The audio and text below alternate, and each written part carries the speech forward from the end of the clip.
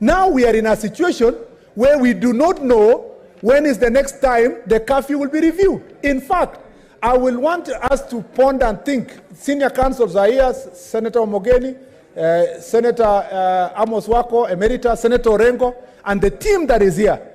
Is it really right for a country to have a curfew that is indefinite? Is it really right for a country to have measures that do not have timelines, not even timeline for review? Are we going to remain as a country in darkness as it is? How are we going to achieve that? If the legal committee will continue meeting, as suggested by Senator Ochilo Ayako, they can be able to advise the country about the legality and viability of these measures that have been put in place. Madam Speaker, for the benefit of the people of Kenya, for us to think about hustlers that are suffering at the moment, people who have no jobs, people who have no social protection, for us to recommend to this government to go back to the social safety nets that they had provided before, including tax measures that are going to protect the people of Kenya.